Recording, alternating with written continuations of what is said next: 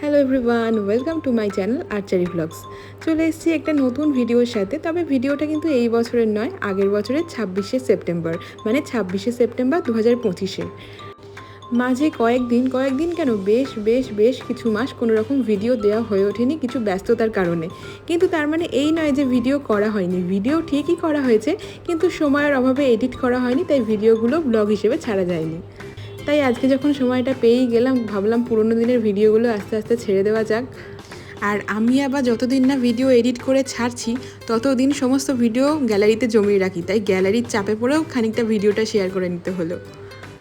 3টা ছিল আমার ফ্ল্যাটের গৃহপ্রবেশ। আমার ফ্ল্যাট বলছি মানে এই নয় যে ওটা আমি কিনেছি, ওটা আমাকে আমার বাবা গিফট করেছে, 2020 সালেই গিফট করেছিল, কিন্তু হ্যান্ড ওভার হয়েছে 2025-এ, কারণ ফ্ল্যাটটা তখন আন্ডার কনস্ট্রাকশন ছিল।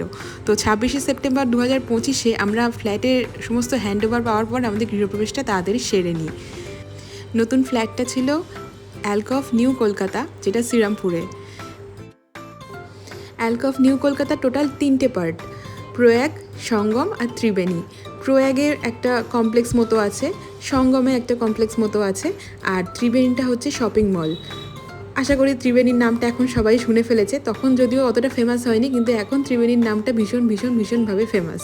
তো আমার ফ্ল্যাটটা ছিল সঙ্গমের 5A flat number R tower 16। তবে এই ফ্ল্যাটটা থাকার উদ্দেশ্য নিয়ে কেনা হয়নি, শুধুমাত্র আশেপাশের পরিবেশটা এতটাই সুন্দর যে যখন আমরা প্রথম দেখতে গেছিলাম বুক না করে পারিনি। তো শুধুমাত্র ছুটি কাটাতে আসার জন্য এই ফ্ল্যাটটা, আর বাকি দিনগুলো সেই বন্ধই পড়ে থাকবে। তাই ভাবলাম গৃহপ্রবেশটা সেরে নিয়ে ইন্টেরিয়ার ডেকোরেশনটা যত তাড়াতাড়ি এগিয়ে নেওয়া যায় তত তাড়াতাড়ি ভালো। আর গৃহপ্রবেশের দিন সকালবেলা আমার বর আর আমার বাবা মিলে সমস্ত প্রস্তুতি শুরু করে দিয়েছিল, সমস্ত জোগাড় যন্ত্র, কেনাকাটি আর যা যা আছে সবই। আর সেদিনকে আমাদের গৃহে প্রবেশের টাইম ছিল 9:16 বা 9:17।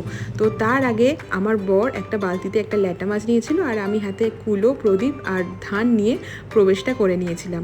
ওই সময়ের মধ্যে আমরা প্রবেশটা করে নিয়েছিলাম। তারপর পুজো তো অনেকক্ষণ ধরেই চলছিল। আমার বর যদিও ফার্স্টে ল্যাটা মাছটা ধরতে খুবই ভয় পাচ্ছিল, ভাবছিল যে উল্টে পড়ে যাবে বালতি থেকে, কিন্তু যাই হোক ম্যানেজ করে ঠিক ঢুকে তো পড়েছে। তবে গৃহে যে শুধু আমরা প্রবেশ করেছিলাম তা না, আমাদের সঙ্গে একটা ছোট সদস্যও প্রবেশ করেছিল। তাকে হয়তো চোখে দেখা যাচ্ছে না, কিন্তু সে কিন্তু আমাদের সঙ্গে সবসময় ছিল।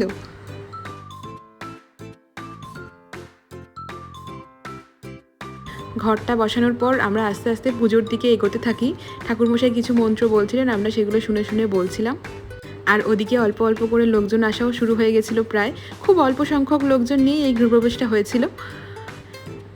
ওইদিকে হোম মিনিস্টার দেখতে এসছে যে পুজোর সমস্ত কিছু ঠিকঠাক হচ্ছে কিনা। আর এইদিকে আমার বর, ওফ কি ভালো যে সিন্নি মেখেছিল, যে কি বলবো, যে খেয়েছে সেই প্রশংসা করেছে।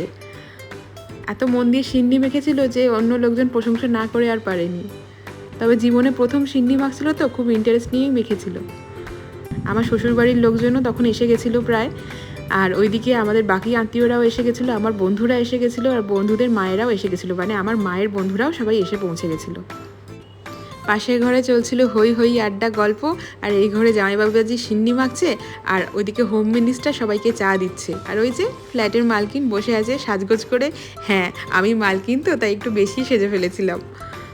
আর সিন্নিটা যেহেতু কর্তা গিন্নি দুজনকেই মাখতে বলা হয়েছিল, দুজন তো একসঙ্গে মাখেনি, তাই ওই মাখছিল, আমি ওকে টাচ করেছিলাম।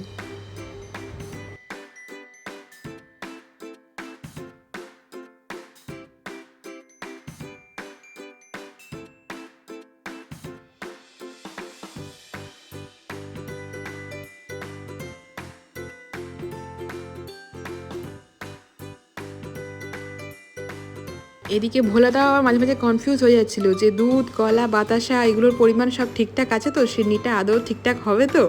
তো যাই হোক, খেতে তো দারুণ হয়েছিল।